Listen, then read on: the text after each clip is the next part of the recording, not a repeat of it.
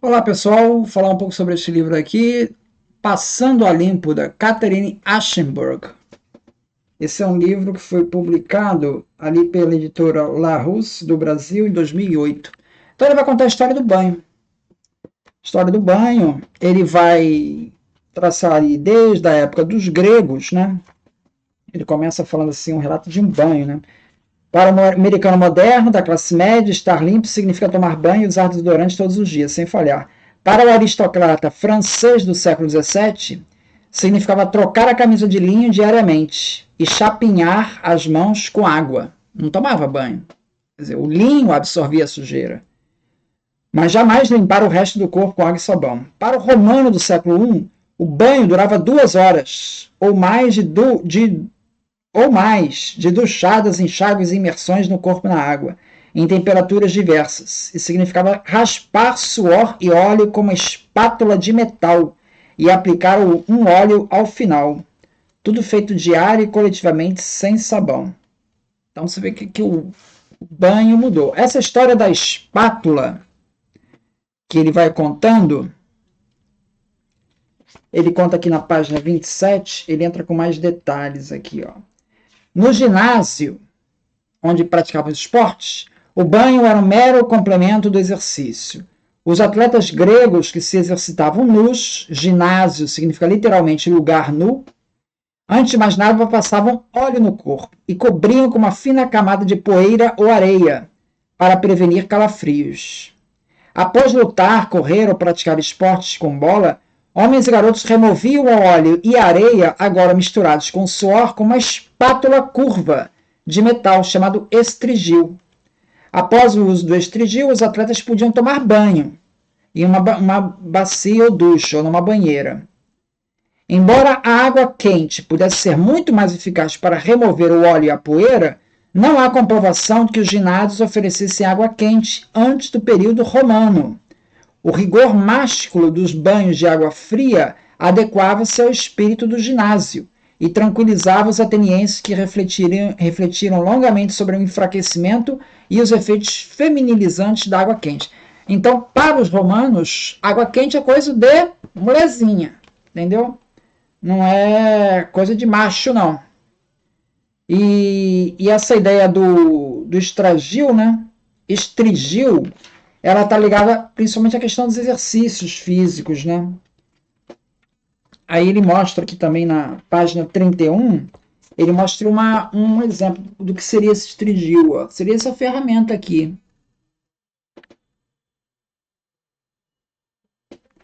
Essa ferramenta aqui é o estrigil, uma espécie de uma lâmina que vai raspando e levando a sujeira, tá? Um criado ou um companheiro de banho fazia raspagem nas costas do banhista.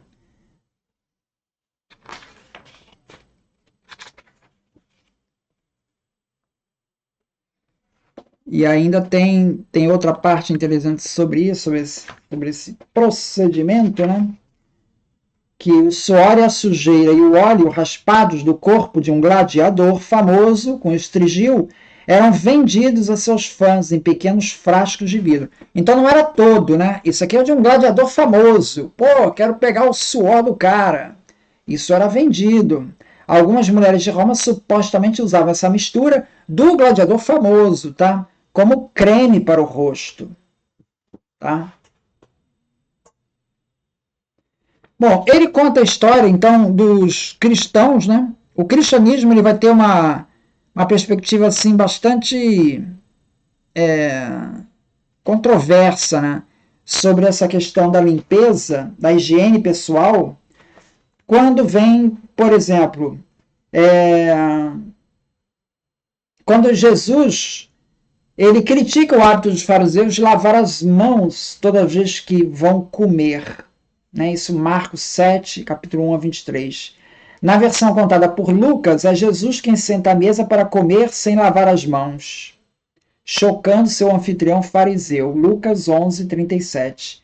A reação de Jesus em ambos os relatos é desprezar esse costume e acusar os fariseus de hipocrisia. O homem não é desonrado pelo que entra pela boca, mas pelo que sai. Então, essas passagens aí, elas vão criando um certo desprezo pela higiene pessoal. E isso, de fato, veio pela história do cristianismo. Existem esses relatos, né, que são contados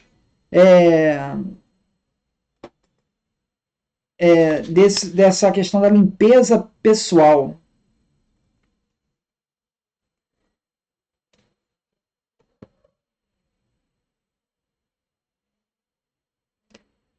Vamos ver aqui, ó, algumas passagens.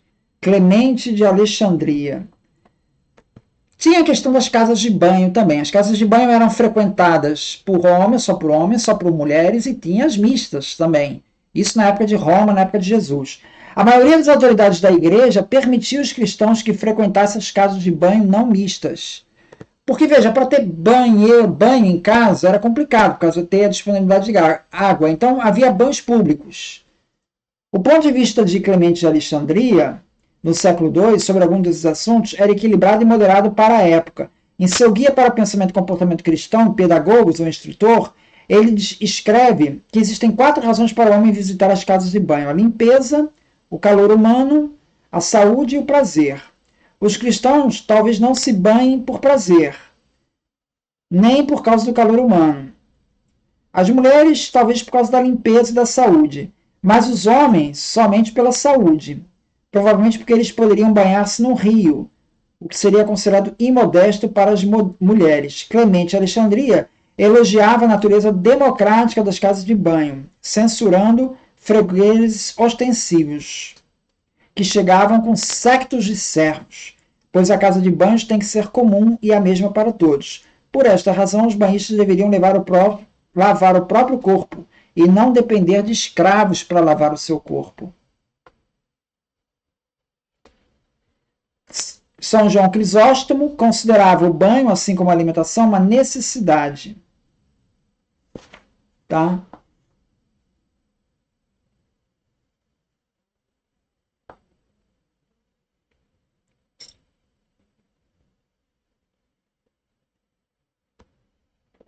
Clemente de Alexandria proibiu aos cristãos quaisquer entretenimentos durante o banho. Mesmo que não tivessem convidados, um outro problema permanecia. Os banhistas despem-se na frente de seus escravos e são massageados por eles, dando ao servo agachado a liberdade da luxúria, ao permitir que haja um manuseio sem receios. Ou seja, Clemente de Alexandria está reclamando não propriamente do banho, mas da sexualidade que isso poderia envolver, né? São João Jerônimo, né?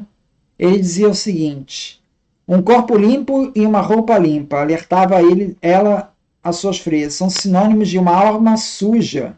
Nossa, não, isso aqui é uma palavra de uma madre superiora num monastério lá que Jerônimo frequentava. Ela dizia assim: um corpo limpo e uma roupa limpa são sinônimos de uma alma suja. Ou seja, a ideia de que se a pessoa ficava muito limpa, era sinal de que ela frequentava muitos banhos. Então, é sinal de que caía na sacanagem. Então, veja que até nessa questão do ascetismo, né, o cristianismo tinha essa preocupação. Ou seja, de não haver essa promiscuidade. Né? Até na questão do banho, né? Porque isso poderia estar associado à promiscuidade, a pessoa frequentar muito essas casas de banho. Né? Então, os banhos pareceriam particularmente perigosos, especialmente para as virgens. Muitos dos primeiros santos acolhiam a imundície de maneira entusiasmada e com perspicácia. Santa Agnes nunca lavou parte alguma de seu corpo durante a vida toda. 13 anos. Ela morreu jovem, né? Godric, um santo inglês, caminhou na Inglaterra até Jerusalém sem tomar banho nem trocar de roupa. Tá? Um monge encontrou um eremita em uma caverna no deserto e relatou modestamente sua boa sorte. Eu, Pambo, o menos importante dentre os monges, senti o agradável odor desse irmão a mais de 1 quilômetro de distância. Porra, o cara fedia, hein? Caraca, 1 quilômetro de distância você sentiu o cheiro do cara.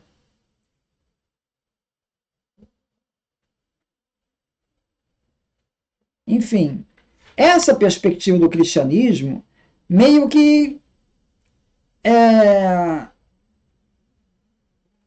meio que desincentivava o uso dos banhos públicos, né? Epifânio dizia o seguinte: você que lê esse texto, vá banhar-se nas termas de Apolo que eu construí com minha esposa. Eu faria isso se ainda pudesse. Então, veja, é tolerado, mas o próprio, no século IX, o Papa Gregório IV redecorou as esplêndidas termas do Palácio Lateriano. O próprio palácio onde ficava o Papa tinha termas, onde ele tomava banho. Então você vê que é uma posição ambígua, né? Os monges parece que não davam muita bola para essa questão de higiene, mas os papas tinham lá suas termas no palácio, e os próprios autores cristãos recomendavam ir para as casas de banho desde que não participasse de promiscuidade. Tá? Então é um relacionamento meio ambíguo. Né? O fato é que durante a Idade Média ele relata que houve uma posição assim, bastante hostil com relação ao banho. Né? Aí falava assim, ó, tomar o banho completo em casa continuava, pelo menos até a década de 1870, quase tão difícil quanto tinha sido no século XVII. Ou seja, essa questão do banho, ela tornou-se uma realidade, né? As pessoas não tomavam banho, em geral. E a crença que se tinha era de que o banho, a sujeira era profilática. A sujeira era profilática, porque ela tapava os poros e impediam que os odores malíficos, né, os miasmas, entrassem no corpo da pessoa. Então havia uma ideia de que a sujeira protegia a pessoa. E isso ficou por um bom tempo, até o século XIX. Tá? Até o século XIX. Aqui na página 100, ele vai falar essa ideia de que o banho era prejudicial. Né?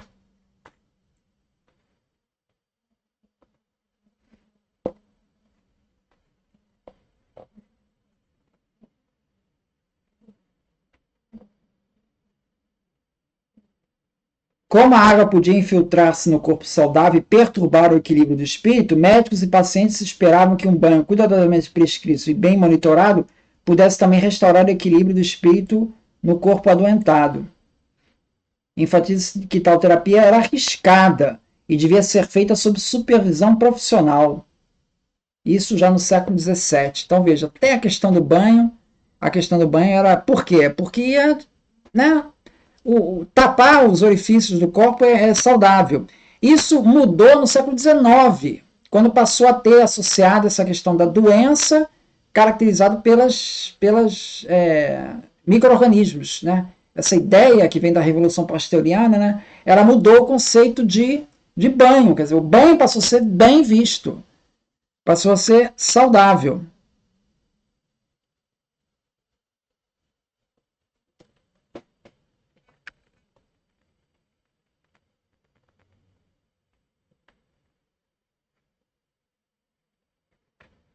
Ó, aqui falando do século XIX. O puritanismo também foi parte do problema para não tomar banho. De acordo com o relatório do Ministério da Educação Pública, datado de 1884, uma profunda indiferença francesa para com a limpeza estava por trás desse rigor moral. Questionado sobre a higiene nas escolas, autoridades de então deram uma resposta reveladora. Antes de tudo, deve-se admitir que de todas as nações civilizadas, a nossa, francesa, é uma das que menos se preocupa com a limpeza. A pergunta mais superficial e suficiente para confirmar tal fato, até mesmo entre as classes mais ricas, a limpeza rigorosa do corpo nem sempre vai além das partes expostas.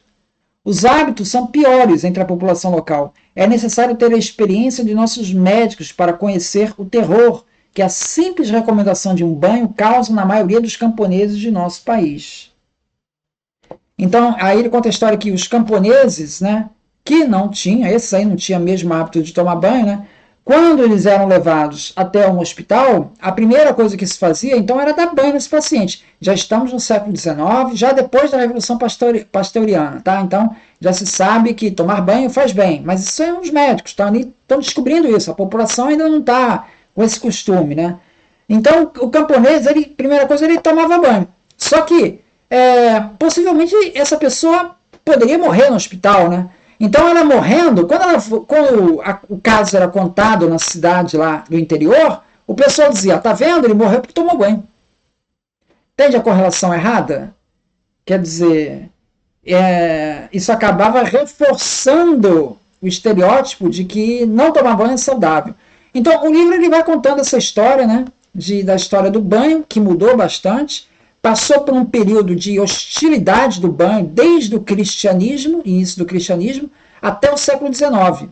Por N razões, questões religiosas, questões da promiscuidade, dos banhos públicos, questão da ciência da época, que acreditava que a sujeira era profilática, né? E do puritanismo, enfim, tem uma série de razões aí que estendem essa aversão ao banho. Isso vai mudar gradativamente no século XIX com a ciência, que ela traz essa perspectiva. Outro momento importante que ele fala são dos cruzados, né? Que os cruzados, eles tinham esse hábito de não tomar banho, porque é o lado de cá, né? O lado ocidental. Então não tinha esse hábito de tomar banho. Quando eles entraram em contato com o povo oriental, eles viam, os turcos, né? Eles viam que as pessoas lá tomavam banho regularmente e trouxeram esse hábito para o Ocidente. Então, veja, paradoxalmente, a religião, porque essas pessoas estão movidas pelas cruzadas, né? Estão movidas pela religião. Paralelamente, a religião acabou abrindo os olhos dessas pessoas para a questão do banho e começou a trazer, mas isso só realmente quebrou, segundo o livro, foi no século XIX com a Revolução Pasteuriana. Tá? E é isso, então. O livro ele vai traçando como é que esse banho vai mudando ao longo do tempo. Muito obrigado, então.